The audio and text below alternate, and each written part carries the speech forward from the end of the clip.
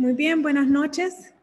El día de hoy vamos a iniciar nuestra cátedra con la cita del periodista Brendan O'Neill. Brendan es un periodista que es de izquierda, ciertas personas dicen centro izquierda. Él es periodista desde hace aproximadamente 25 años con su propio periódico que se llama Spiked, y él ha ido a debates a la Universidad de Oxford, donde debate a abogados, otros periodistas, alumnos, ¿verdad? Los que lo inviten a él. Y él en uno de estos debates dijo esta cita: ¿por qué permitimos que la crema innata de la sociedad nos silencie por ser ofensivos? Ser ofensivo es bueno y es parte de la libertad de expresión. El día de hoy escogí esta cita de una manera muy especial porque aproximadamente desde hace 3 semanas en Honduras hemos estado escuchando muy persistentemente ciertas personas que dicen que debido a que usted es hombre, debido a que usted es una mujer casada, debido a que usted no es médico, debido a que usted no es abogado, debido a que 1000 razones, usted no debería de tener una opinión acerca de el aborto en Honduras. Y el día de hoy el Congreso aprobó la reforma que, primero que todo, prohíbe la interrupción del embarazo. Eso significa prohíbe el aborto. Segundo, hace que tanto el 67, que es donde se prohíbe el aborto, como el artículo 112, que es el que prohíbe las uniones del mismo sexo, tanto matrimonio como unión civil, solo puedan ser reformados ahora con 3/4 partes, es decir, el 75% del Congreso.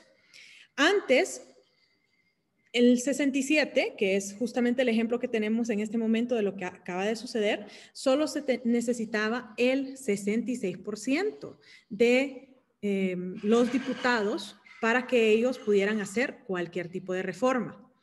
Entonces, existen ciertas voces que son muy fuertes, que dicen, no, señores, ustedes como son hombres, ustedes como son arquitectos, médicos, no sé, ingenieros, amas de casa, administradores de empresa, no deberían ni siquiera de ser diputados. Esa es otra que escucho yo bastante. Solo los abogados deberíamos de ser diputados.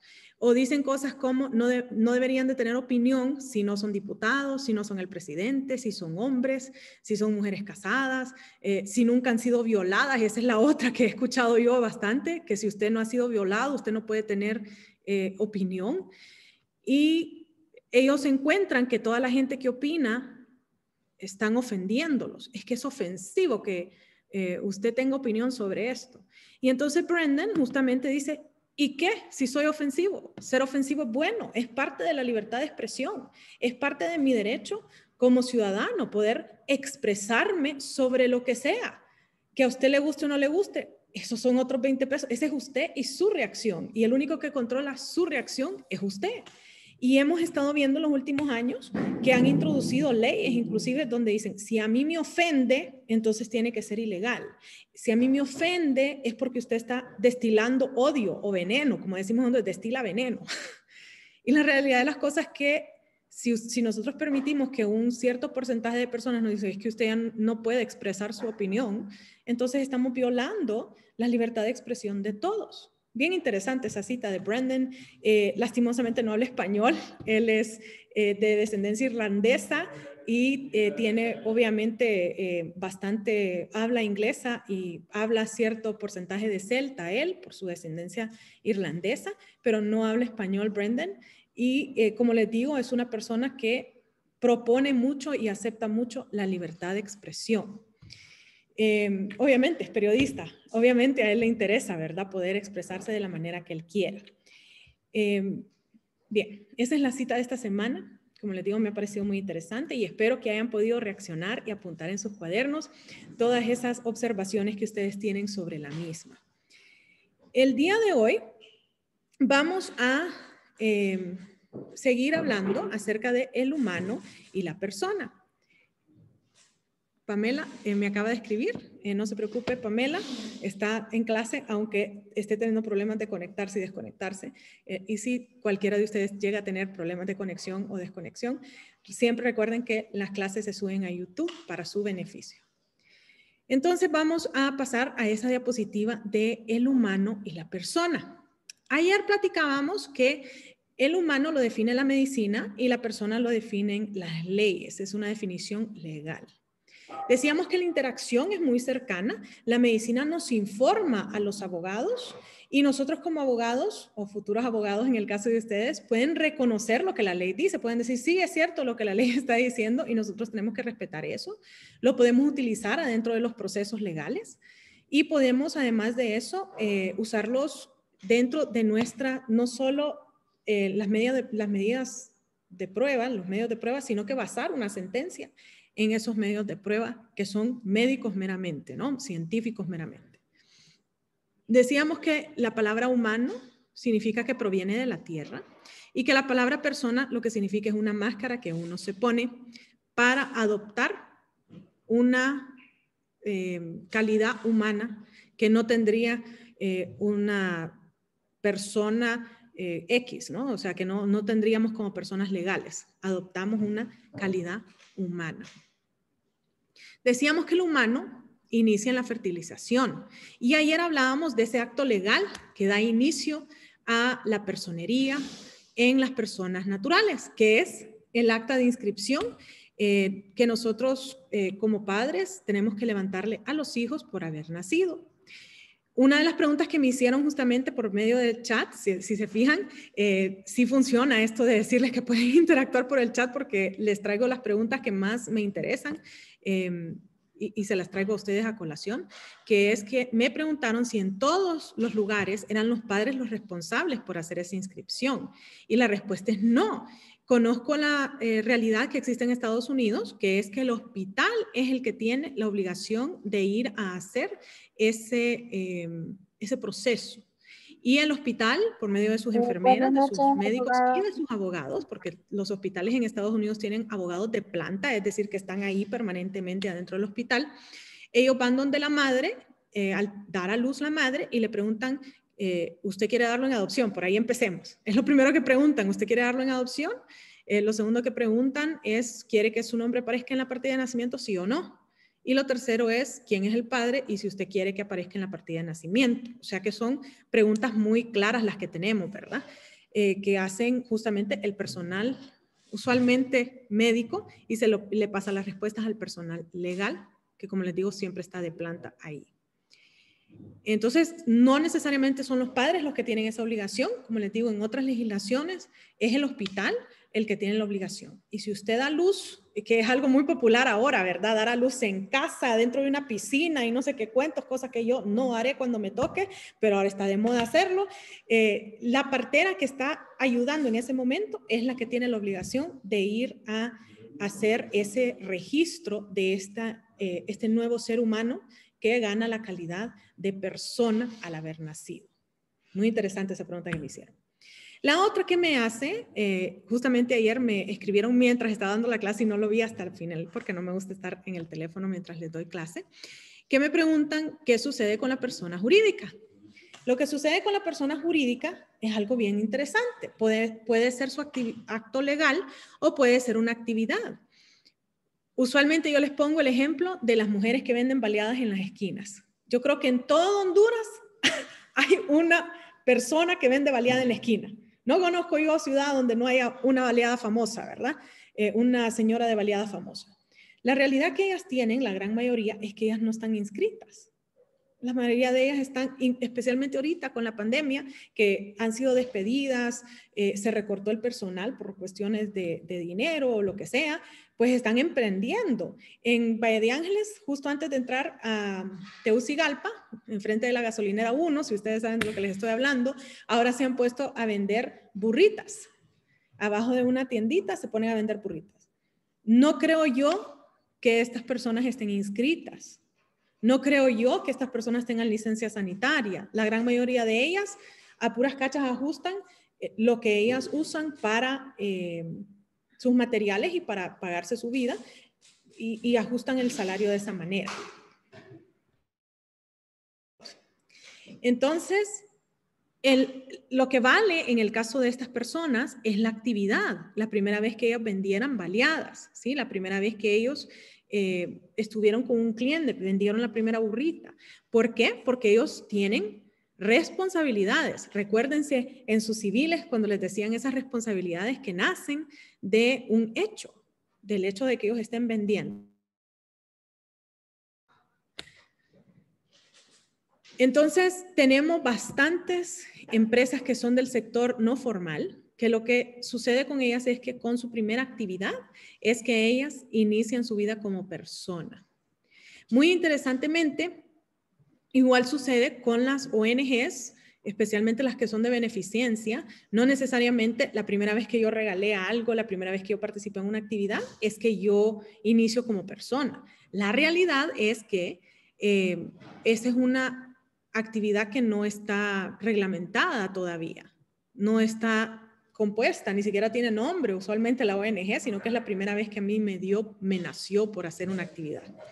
Entonces, esa primera actividad es la que inicia la responsabilidad que nosotros tenemos, pero en ambos casos podemos constituirnos de manera legal y luego empezar a operar o constituirnos una vez que ya estamos operando. O sea que se pueden dar las dos cosas. Obviamente, en esos casos donde usted ya está operando, la responsabilidad es retroactiva. Sí, muy interesante esa parte, ¿verdad? La responsabilidad es retroactiva. Entonces, esa es la gran diferencia en cuando inicia la persona jurídica versus cuando inicia la persona natural. Obviamente, existe el acto legal y existe la actividad en ambos casos. Y luego hablábamos acerca de la finalización y decíamos que la finalización en el humano era la muerte cerebral porque no sabemos qué hacer. Médicamente hablando, no sabemos qué hacer una vez de que usted ya tiene esa muerte cerebral. No siempre fue así, pero esa es la realidad que tenemos hoy en día. Y la persona finaliza con un acto legal o con una actividad. Una de las cosas que es bien importante que ustedes sepan es que Honduras y la totalidad de los estados a nivel mundial que son reconocidos por Naciones Unidas aceptan la donación de órganos. ¿Por qué? Porque es una manera de salvar otras vidas. Y para que usted pueda donar los órganos, esos órganos tienen que estar frescos. En otras palabras, no podemos esperar a que usted tenga una muerte cerebral. Entonces, médicamente hablando, la muerte que es la importante es la muerte cardíaca para yo poder hacer esas donaciones de esos órganos. Por eso es que les digo usualmente cuando están jovencitos y están bien fit, están flaquitos y hacen ejercicio y todo, les digo, deje de usar casco. Ahí lo vi el otro día que andaba en el anillo periférico, les digo yo, sin casco. Siga así, viera cuánta gente va a salvar, les digo yo. Porque obviamente esos son los órganos más apetecidos, los órganos de la gente que todavía está joven, que todavía no los ha dañado con alcohol, con grasa, con todas las cosas que nos metemos al organismo, cigarrillos que no deberíamos de estar utilizando, ¿verdad? Entonces sigan andando sin casco, no se preocupe, mucha gente va a ser salvada si usted sigue andando. Ese fue el viento en mi casa. Mucha gente va a ser salvada si usted no usa casco, ¿verdad? Y se mete en un accidente de esta naturaleza.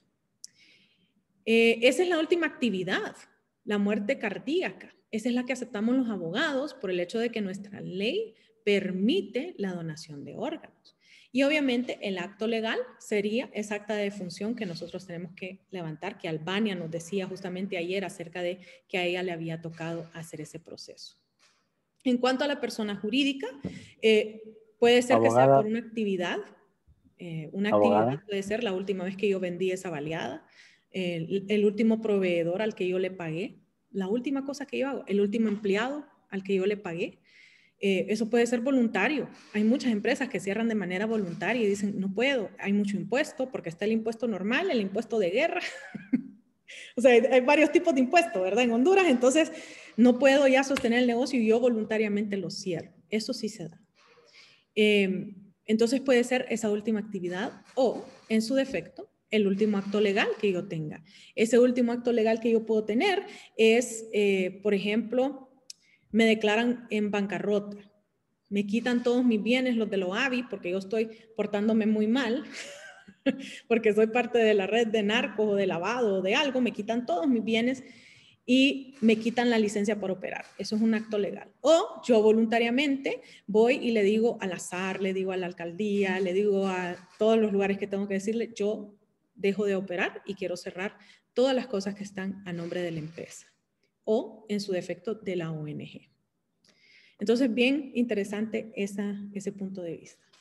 El día de hoy vamos a ver entonces algo nuevo, que es que si se puede suspender. La respuesta médica de que si se puede suspender la humanidad es nunca. Usted desde que es fertilizado hasta que tiene muerte cerebral, dicen los médicos, va a estar en un proceso. Es el inicio de un proceso y el fin de un proceso. Y todo lo que pasa en medio es el proceso de su humanidad. No puedo yo decirle, Sadie, usted a partir de mañana no es un humano. Usted a partir de mañana es una sirena. ¿Puedo decirle yo eso, Sadie? ¿Qué piensa usted? Claro que no, abogada. El cuerpo, la forma uno quisiera tener, ¿no? O sea, el cuerpo, dicen, el cuerpo de una sirena me encantaría. Tener de esa forma. Sí. Un favor nos haría. No es algo posible, eso no es algo que nosotros podemos hacer. O sea, Sadie y Albania y Bessie y Karen y Javier y Alejandro siempre van a ser humanos. No puedo declarar yo a Javier a partir de mañana, usted es un centauro. Sí, mitad hombre, mitad caballo. No, no puedo hacer algo así, ¿verdad? No estoy facultada para hacerlo. No es como que vamos a cortarlo y vamos a pegarle a un caballo, aunque más de alguno se lo ha de haber imaginado, ¿verdad? Pero no se puede suspender la humanidad. Eso es un proceso que inicia y finaliza, ¿sí? Y la segunda cosa que vemos en casos de suspensión es que si la personería jurídica se puede suspender. Y la respuesta es sí, y usualmente es debido a un comportamiento. En caso de las personas naturales, el comportamiento puede ser o por alguna cuestión médica, como por ejemplo, cuando usted está siendo operado y se le pone anestesia general y usted no tiene uso de su razonamiento, en esos momentos usted no es persona, es algo momentáneo. Pero también puede ser algo a largo plazo, como por ejemplo, estoy demente, ¿sí? Tengo muy avanzado el Alzheimer, ni siquiera sé cuál es mi nombre, mucho menos en dónde estoy. Entonces, ese comportamiento hace que usted pierda su personería. Obviamente, eso conlleva un proceso legal. No es así nomás de que yo decir, no, mira, está loquito. Y entonces él ya no puede nada. No, tiene que ser un proceso legal en donde un juez intervenga la ciencia médica, la ciencia psicológica, inclusive puede ser que sea una cuestión psicológica, no de demencia, sino que tal vez una cuestión de cleptomanía, que es un comportamiento, ¿no? Meramente. Y entonces, obviamente, ahí podríamos hacer lo que denominamos interdicción civil. Más común es la interdicción civil que le hacemos a los seres humanos que se portan mal. Esa interdicción civil la anexamos a la pena que él tiene que sufrir o que ella tiene que sufrir. Entonces, cuando usted es declarado culpable, no durante el proceso, cuando usted ya es declarado culpable y la sentencia está firme, entonces usted pierde su personería. ¿Por qué nosotros decimos que se suspende y no que finaliza? Porque en estos casos, tanto en las cuestiones médicas como en las cuestiones donde usted se ha portado muy mal, puede ser que salga algo que a usted lo exonere o que usted cumpla el tiempo que nosotros hemos dicho que tiene que cumplir. Y en ese caso, usted recobra entonces su personería al haber cumplido esa pena que usted tiene que sufrir. Entonces la respuesta es sí, se puede suspender la personería. En cuestiones de la persona jurídica también se puede suspender y usualmente es porque se portan muy mal. Tenemos ONGs que hemos suspendido, tenemos empresas que hemos suspendido, algunas de ellas solo por una cuestión pequeña de días. Fíjate que no pagaste a tiempo tus impuestos, fíjate que tenemos aquí una falla que tú has cometido, no has entregado en las cuestiones de las ONGs, no ha entregado el informe que tienen que entregar a la Secretaría de Gobernación, no lo han entregado, entonces están suspendidos hasta que no remedien el error. Y también se puede suspender por una cuestión mucho más grande, que es, tú ahorita estás abajo de investigación y no puedes operar porque no tenemos la certeza de que vayas a ser responsable. ¿Sí? Entonces, eso también se puede dar por una cuestión un poquito más prolongada, hasta que ellos subsanen ese error que han cometido. Entonces, sí, se suspende y es por comportamiento que se suspende. Luego vemos el género. Muy interesante esa parte. Ahí en su hojita RAE le sale justamente eso del género. ¿Qué es lo que sucede con el género? El género nosotros lo conocemos desde el punto de vista científico. Eso no es algo que los abogados realmente definimos, especialmente en las cuestiones del ser humano. Científicamente hablando, nosotros somos del reino animal. Si se acuerdan de sus clases de ciencias naturales, somos del reino animal, tenemos una vértebra, que significa que somos cordados, somos mamíferos, que significa que cuando nace un niño nosotros le damos pecho, o sea, somos mamíferos, y nuestro género es el género Homo, ese es nuestro género. En otras palabras, todos los que estamos el día de hoy en esta clase somos del mismo género. Si uno de mis perritos viene acá, ya sería un género distinto. Ellos son caninos, ¿sí? Si alguno de ustedes tiene un gatito, ellos son Felis, ¿sí? Ellos son del género Felis, aunque son de los mismos animales, sí, son del mismo reino animal, pero ellos son un género distinto al nuestro. Y en cuestiones de la persona puede ser natural o puede ser jurídica. Esas son las dos opciones que tenemos en el género de las personas, natural o jurídico. Luego vemos que existen especies. La especie a la cual nosotros pertenecemos es la especie Sapiens sapiens, 2 veces sapiens. ¿Por qué somos 2 veces sapiens? Porque no somos neandertales, esos que tenían la frente bastante grande y eran muy peludos. Y uno de mis alumnos, la primera vez que dije eso me dijo, pero yo conozco un montón que parecen así. Pero la respuesta es no, ellos son seres humanos igual a usted y a mí. Somos 2 veces sapiens, significa que somos pensantes, que tenemos el pulgar, que podemos hacer ciertas actividades de razonamiento que el neandertal no podía hacer. Tenemos las cuerdas vocales mucho más desarrolladas que ellos, que significa que podemos hablar. Entonces nosotros somos de la especie sapiens sapiens. Mientras que la persona, en cuanto a la persona natural, solo existe una especie, que es la especie sapiens sapiens, del género Homo. Y en las cuestiones de la persona, la especie existe 2, con fin de lucro y sin fin de lucro. Usualmente cuando estoy en Tegucigalpa les digo, tomemos el anillo periférico y empecemos a decir cuáles son con fin de lucro y sin fin de lucro. Y me parece bien interesante esa actividad que hacemos porque al principio del anillo periférico, justo antes de salir a la salida al norte para ir a San Pedro Sula, lo último que usted mira o lo primero que usted mira, dependiendo de qué dirección vaya su carro, es la Secretaría de Defensa. La Secretaría de Defensa es parte del Estado de Honduras. Honduras sería una persona natural o jurídica, por ahí empecemos. Honduras es una persona natural o jurídica. Jurídica. Es una persona jurídica. Y esa persona jurídica es con o sin fin de lucro. Sin fin de lucro, abogado. Sin fin de lucro. Johanna, cuéntanos por qué Honduras es sin fin de lucro. Sin fin de lucro porque no busca un beneficio de lucrarse a sí mismo como Estado, sino de servicio hacia el pueblo. ¿Solo al pueblo, Johanna? Al pueblo. A la sociedad. Y a la sociedad en general. A la población, ¿sí? Ellos buscan el beneficio de la población. Y además de eso, buscan defender la soberanía, ¿cierto? Bien importante esa partecita. Entonces, buscamos esas dos cosas, que sería el beneficio que nosotros podemos obtener. No buscamos algo material, no buscamos algo económico, sino que lo que buscamos es el bienestar de los que vivimos adentro de Honduras. Eso es lo que deberían de buscar. Y, obviamente, proteger Honduras. Entonces, ellos son sin fin de lucro.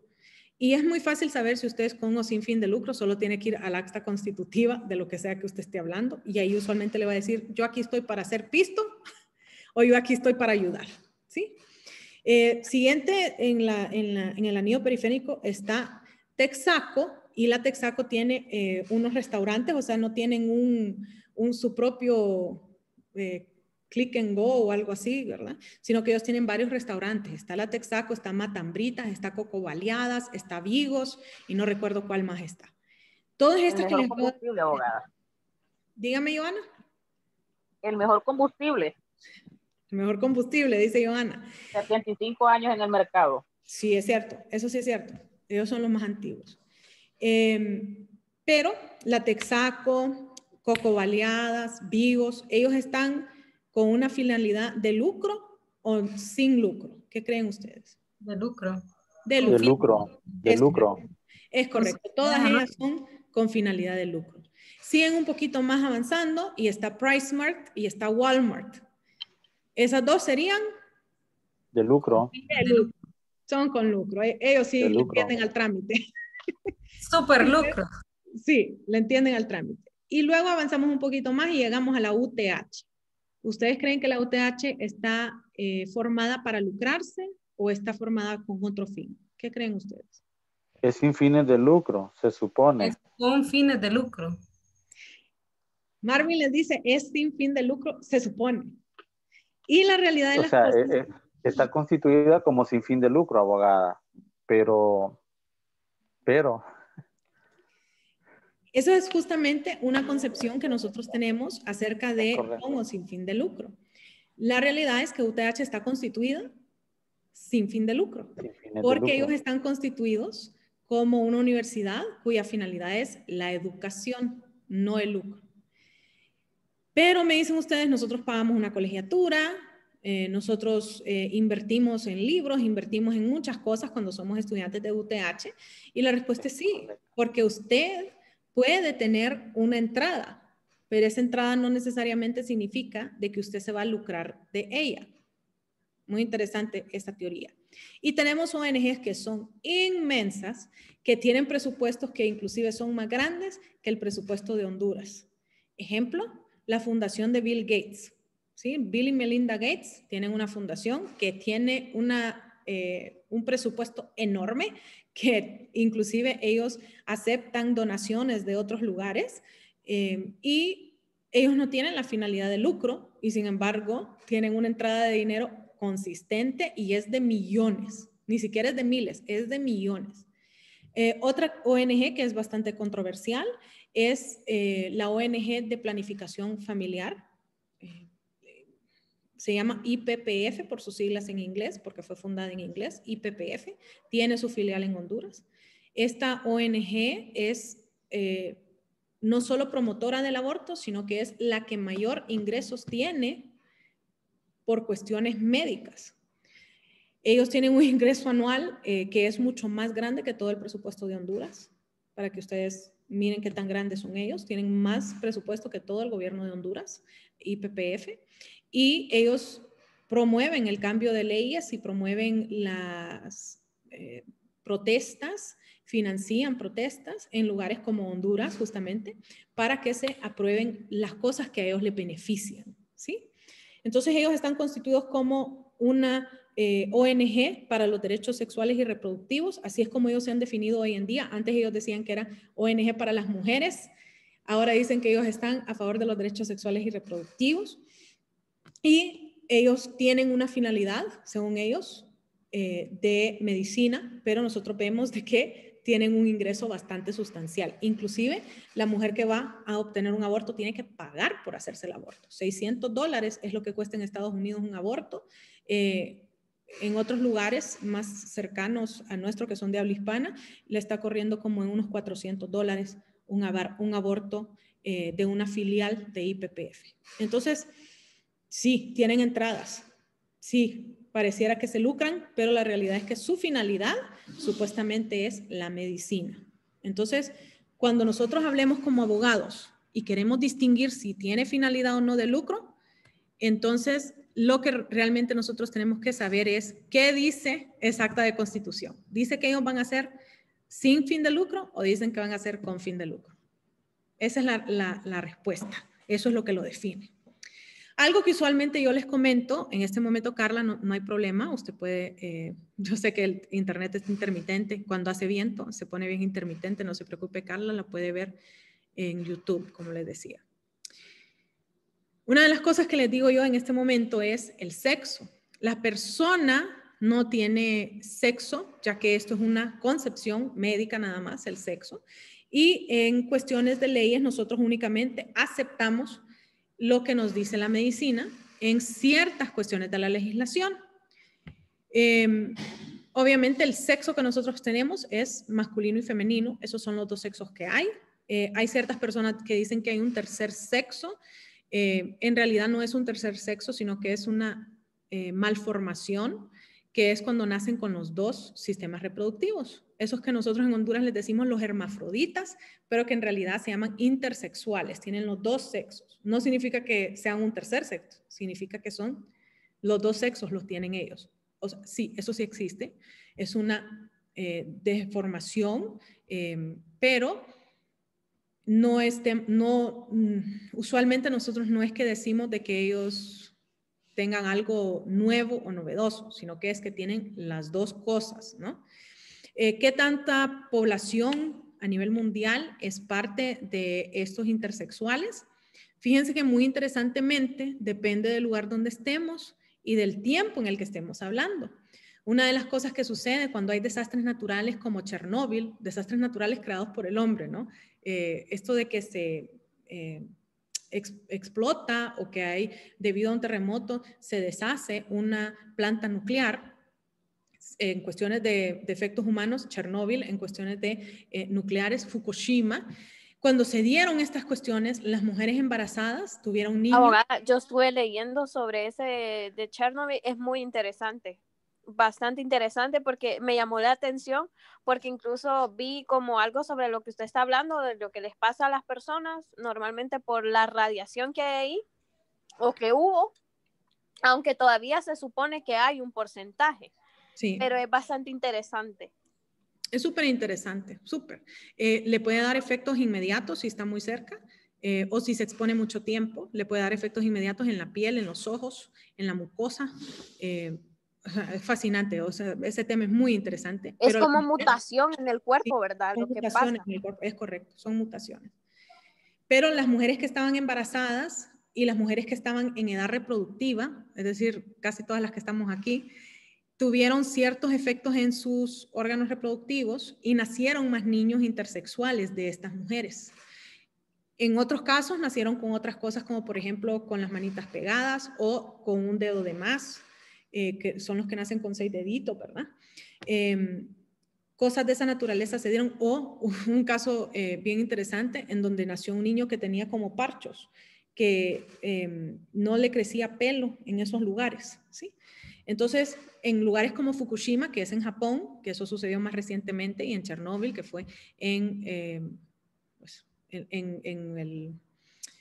un país desegregado de la Unión Soviética. Eso lo que sucede en estos casos, pues, es que nosotros vemos esas mutaciones, ¿sí? Pero si estamos hablando de un lugar como Honduras, en donde nosotros no tenemos plantas nucleares, no tenemos este tipo de problemas, usualmente estamos hablando de menos de 0,5% de la población que nace así, que está así, en esa condición. Y en lugares como Fukushima y Chernóbil, estamos viendo que puede llegar hasta un 2%, ¿sí?, de la población que nace así. Todo esto para decirles que una gran diferencia para los abogados entre los humanos y las personas es que los humanos tienen derechos y las personas tienen derechos y tienen deberes. Algo que nosotros sabemos es que, y que nos enoja mucho, yo sé, porque muchos de ustedes me lo han dicho en otras ocasiones, es que a los presos, a los que están recluidos y que ya están condenados, se les da 3 comidas al día, se les da ropa, se les da una habitación, y en ciertos lugares del país hasta aire acondicionado tienen. ¿Por qué? Porque ellos siguen ostentando sus derechos. Dígame, Nefi. Solo quiero hacer un pequeño aporte. Recordemos que esos están establecidos como derechos fundamentales. Derechos a un trato digno, a la alimentación, a un descanso. Y si no lo haríamos en el país, pues incurriríamos en ese tipo de delitos que irían en contra de la persona. Hasta podemos tener acciones legales internacionales, ya que tenemos convenios internacionales de trato a la persona natural. Ese era mi aporte, abogada. Muy interesante lo que dice Nefi, el aporte de Nefi. Vamos a desglosar lo que dice Nefi.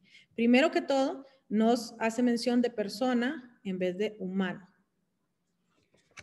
Ellos no son personas. Si ellos ya están recluidos y ya están condenados, ellos no son personas.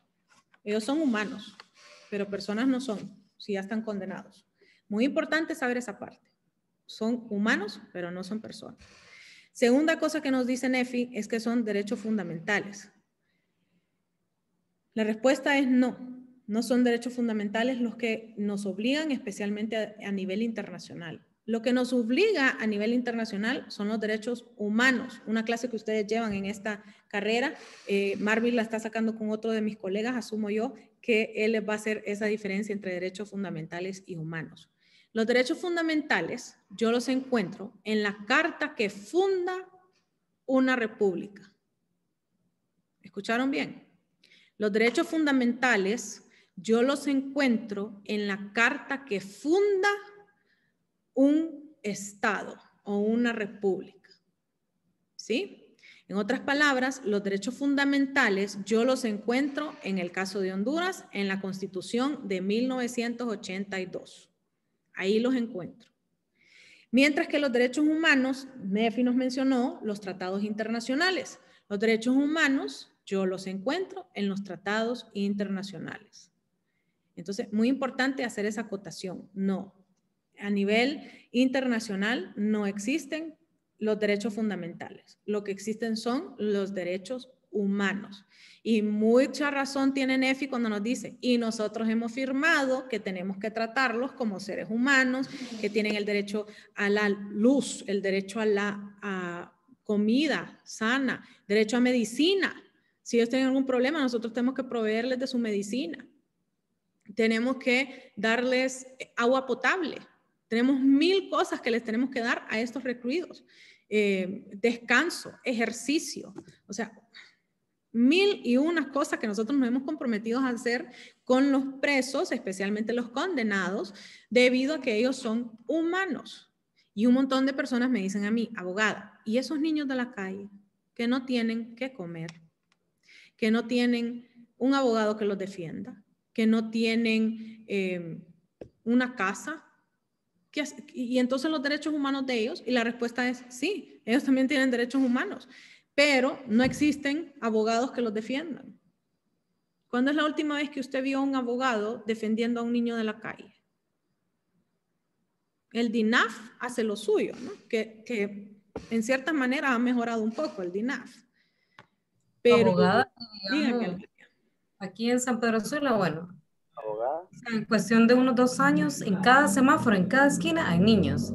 Y eso es un delito, ¿verdad? De mendicidad, utilizando a menores de edad, que no recuerdo, creo que son varios meses de reclusión. O sea, todas esas personas que están con esos niños cuidándolos, porque es un negocio.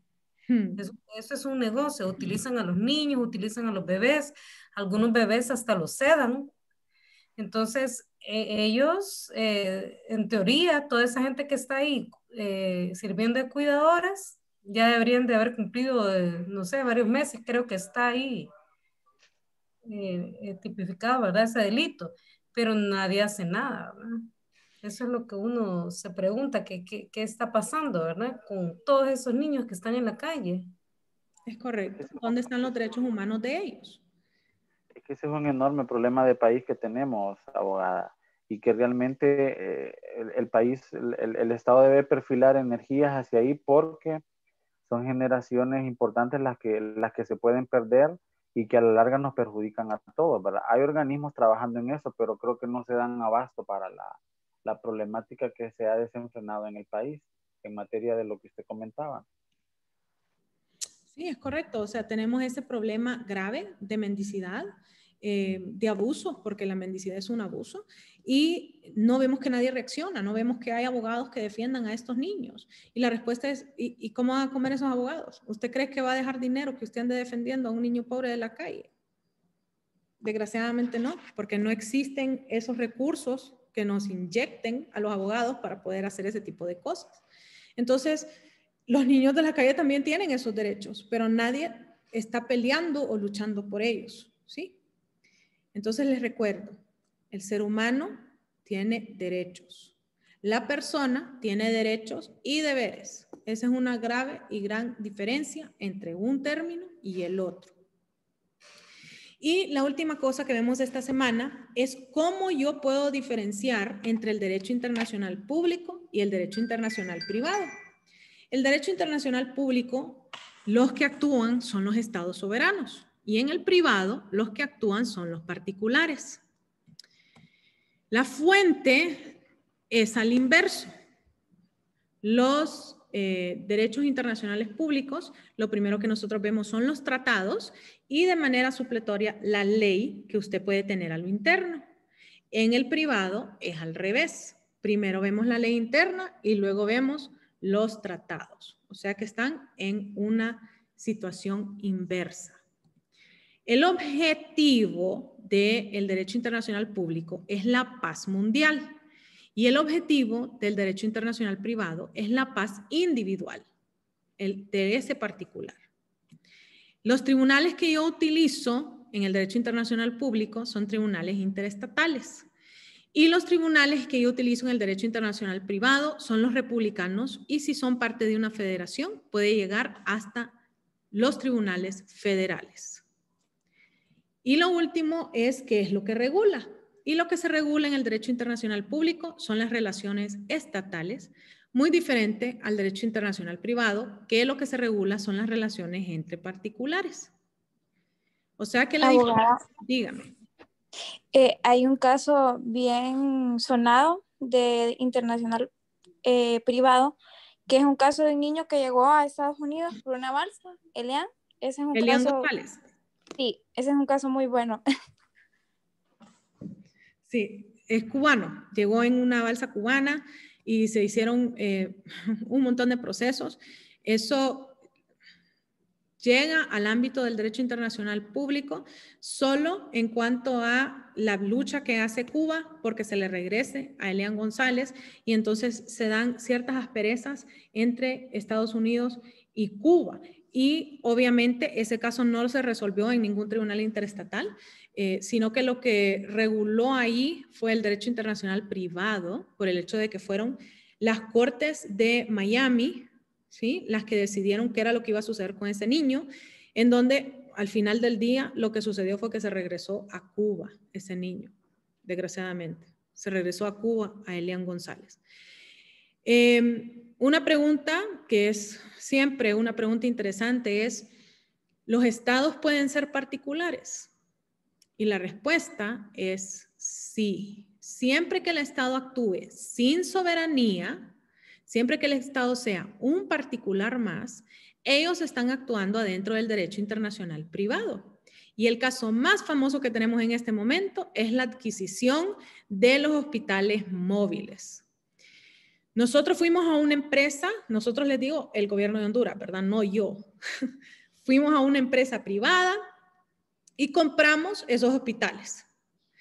El Estado puede mandar al ejército a ver qué es lo que está sucediendo con los hospitales a Turquía. ¿Qué creen ustedes? ¿El Estado de Honduras puede mandar al ejército o a la naval a ir a Turquía a ver qué está pasando con esos hospitales? No, no puede. No puede. ¿Por qué? Cuéntenme por qué no puede. No puede, abogada. Porque considero, abogada, que por eso están las... Porque no es territorio hondureño y no le derecho compete privado. al ejército. Miren qué interesante. Ustedes me dijeron, porque no es territorio de Honduras. Eso fue lo primero.